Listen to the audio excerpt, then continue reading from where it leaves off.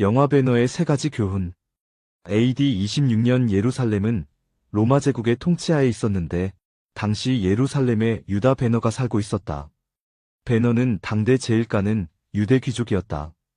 어느 날 로마의 지배하에 있던 이스라엘에 새로운 총독과 그를 보좌하는 사령관이 부임했다. 그런데 그 사령관은 다름 아닌 배너의 옛 친구 메살라였다. 어린 시절 둘도 없는 친구였지만 로마 제국의 사령관인 메살라는 통치자로, 배너는 억압받는 식민지로 살다 보니 첨예하게 대립했다. 그러던 중 신임 총독의 취임 행렬이 있었는데 베란다에서 오빠 배너와 함께 이를 구경하던 여동생이 아래를 내려다보는 순간 오래된 기왓장이 떨어졌다. 이 사고로 말이 놀라 뛰면서 신임 총독이 낙마하는 대형 사고가 발생했다. 메살라는 현장을 검증하고 이들이 아무 죄가 없다는 사실을 알면서도 이 기회에 유대인들에게 본때를 보여주려고 절친인 배너의 계획 범행으로 몰고 갔다. 그리곤 아주 가혹하게 처벌했다. 메살라는 배너의 어머니와 누이 동생은 지하 감옥에 가두어 버렸고 배너는 노예로 팔아 갤리선에 노를 젓는 형벌을 내렸다. 갤리선은 로마 시대의 노예나 죄인들을 쇠사슬로 묶어서 노를 저어 전투를 하는 일종의 전투선이다. 그렇게 배너는 두 손이 묶여 갤리선으로 끌려가던 중에 나사렛을 통과하게 되었다. 쓰러져 목말라 죽을 지경에 이른 배너에게 한 유대인이 와서 물을 먹여주었는데 결국 배너는 그 물을 먹고 다시 힘을 얻었다. 그렇게 배너는 갤리선에서 3년 동안이나 살아남았다.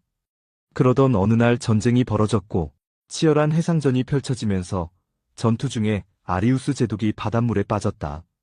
이를 본 배너는 지체하지 않고 바닷속으로 뛰어들어 아리우스 제독을 구했다.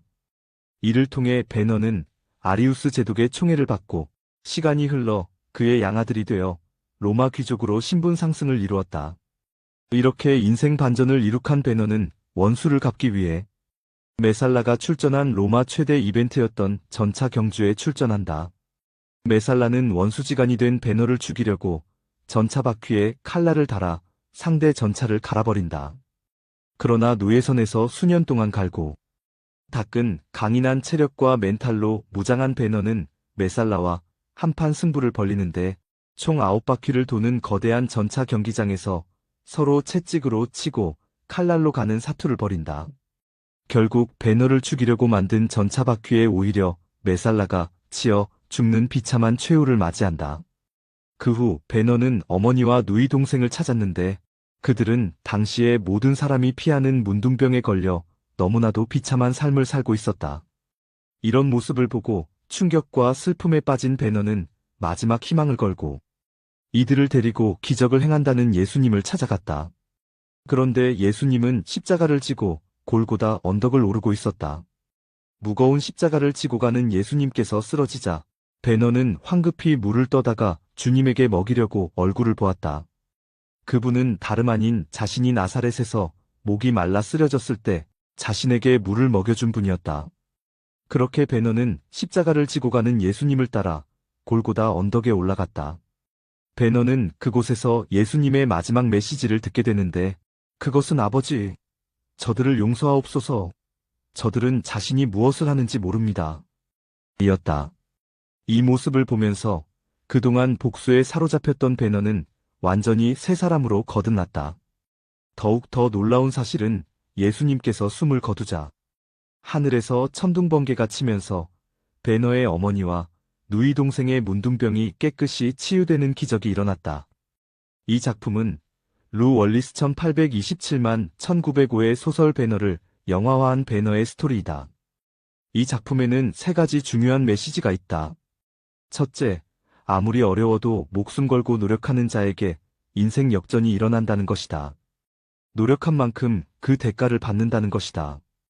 배너는 노예선에서 쇠고랑을 차고 노를 저으면서 오히려 몸이 더 강해졌고 살기 위해 몸부림치면서 강철 멘탈이 되었다.